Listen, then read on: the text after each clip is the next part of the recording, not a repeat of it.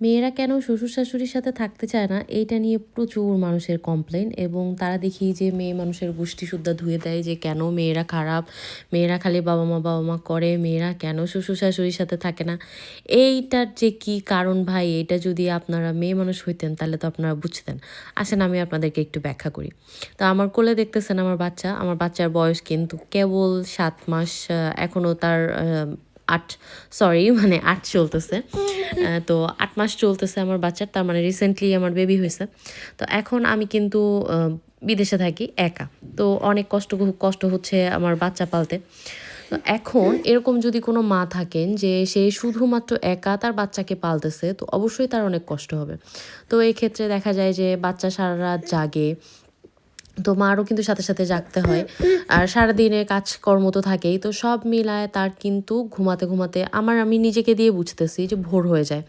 তো সেক্ষেত্রে আমাকে যদি এখন আবার 8টা 9টার সময় উঠায় দেওয়া হয়, আহ, অবশ্যই শ্বশুরবাড়িতে 8টা 9টায় উঠলে তাকে বাড়ি থেকে বের করে দেওয়া হবে। তো যেটা বলতেছে ভোরবেলা তাকে উঠতে হয়, তার মানে তার কিন্তু কোনো ঘুম হলো না, তার জীবনে কোনো রেস্ট নাই। তো এইভাবে যদি একটা মানুষ চলে তাহলে সে কি বাঁচবে?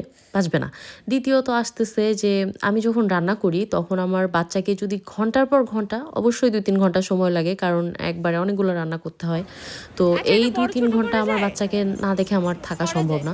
তো মাঝে এটা একটু মধ্যেই বড় আমার করা যায় হাজব্যান্ড, তাহলে। যেহেতু বাচ্চা ধরতে হয় তারপর আমি রান্না করতে পারি, কারণ আমার বাচ্চাকে ঘুম পাড়ায় রাখলে সে থাকে না। তো সে মাঝে মধ্যে আমার বাচ্চাকে নিয়ে আমার কাছে আসে, একটু দেখায় যায়, একটু কাছে নিয়ে আসে, বলে যে এটা আদর করে দাও। তো এই যে ব্যাপারগুলা, এগুলা কিন্তু অনেক শ্বশুরবাড়িতে আছে যারা টলারেট করবে না, তারা বলবে যে ঢং, আমরা করি নাই, হ্যান ত্যান এরকম বলবে। সকালবেলা না উঠলে বলবে আমরা আমরা উঠি নাই, মানে প্রত্যেকটা জায়গায় বলবে আমি করি নাই, আমার হয় নাই, মানে শাশুড়ি ননদরা এরকম করতে থাকে। তো যা একটা মানুষ কতক্ষণ পর্যন্ত আমি নিজেকে দিয়ে ফিল করতেছি যে আমার যতগুলো সুবিধার প্রয়োজন এই সুবিধাগুলো আমি পাচ্ছি। এখন দেখা গেল এটা পার্সোনালি নেওয়ার কিছু নেই, কারণ আমার দেবননদ কিচ্ছু নাই। তো এটা আমার না, অনেকেই দেখি বলে, এবং এখানে প্রচুর মানুষের বাচ্চা হয়েছে, তো তারাও অনেকে বলে যে শ্বশুরবাড়ি থাকলেই হইতো সেই হইতো। তো সেই ইয়েতে বলতেছি যে এই সুবিধাগুলা কেন তাদেরকে দেয়া হয় না? এই যে তাদের যে কমফোর্ট জোন, এটা যদি তারা বাবা মার কাছে যেটা পায় 100% না পাক, 50-70%ও যদি তারা পায়, তারা কিন্তু একা থাকার চিন্তাটা তাদের মাথায় আসবে না। এই যে ঘরে বন্দি থাকতে থাকতে মানে অসুস্থ মতো লাগে। তো সেক্ষেত্রে এই যে উইকেন্ডে হাজব্যান্ডের সঙ্গে বেরোই, এই যে একটু ঘুরলে মাইন্ডটাও ফ্রেশ থাকে, বাচ্চাও ভালো থাকে, মারও একটু মন ভালো থাকে।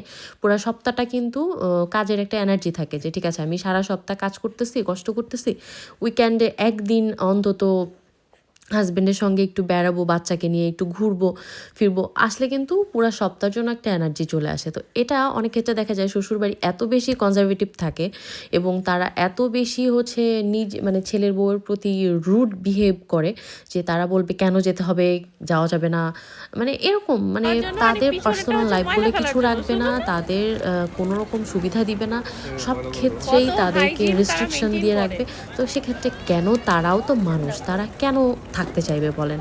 ছেলের বউ কিন্তু পরের একটা মেয়ে, অবশ্যই সে আপনার মেয়ে না। আর আপনার মেয়ের ক্ষেত্রে কিন্তু আপনি 100% ছাড় দিয়ে রাখতেছেন, কিন্তু ছেলের বউয়ের ক্ষেত্রে আসলেই আপনার যত রেস্ট্রিকশনস, তাহলে সে আপনার সাথে কিভাবে থাকবে? অবশ্যই সে থাকতে চাবে না, এবং আমি মনে করি এটা শতভাগ তার অধিকার। আমাদের ধর্মও এই অধিকারটা দিছে যে বউ যদি চায় তো আলাদা থাকতেই পারে। তো সেক্ষেত্রে আপনার সাথে রাখতে গেলে আপনি অত্যাচার করে কিছু করতে পারবেন না। আমার মনে হয় যে বেস্ট তাকে কন্যা সম, মেয়ের মতো চিন্তা করা যাবে না, কারণ মেয়েকে একটা থাপ্পড় দিতে পারবেন, ছেলের বউকে থাপ্পড় দেওয়ার রাইট আপনার নাই। তো সেক্ষেত্রে কন্যা সম, এবং ছেলের বউয়েরও মাতৃ সম মনে করে যদি চলে, সেক্ষেত্রে সমস্যা হওয়ার কথা না। 5টা ত্রুটির মধ্যে একটা ত্রুটি ধরা যেতে পারে, কিন্তু 5টাই ধরলে কিন্তু তার সাথে আপনি থাকতে পারবেন না। তো এই কারণেই আজকাল কিন্তু বেশিরভাগ ক্ষেত্রেই মানুষ আলাদা সংসার করতে চায়, যেটা সম্পূর্ণভাবে, হ্যাঁ কিছু মেয়ে খারাপ আছে, আমি বলবো না সব মেয়ে ভালো, তবে বেশিরভাগ ক্ষেত্রেই শাশুড়িরা জোর খাটাতে চেয়ে কিন্তু সব হারায়। শ্বশুর শাশুড়িদের একটু উচিত ছেলের বউকে একটু ছাড় দেয়া, একটু কম্প্রোমাইজ করা, চিন্তা করা যায় আমার মেয়ে বা আমার ছেলে একটা অন্যায় করলে আমি কী করতাম। এরকমভাবে যদি চলে আমার মনে হয় কোথাও অশান্তি হয় না। তাকে একটু ফ্লেক্সিবিলিটি দিলে, প্রায়োরিটিটা একটু রাখলে আমার মনে হয় না যে কোনো রকমের কোনো সমস্যা হবে।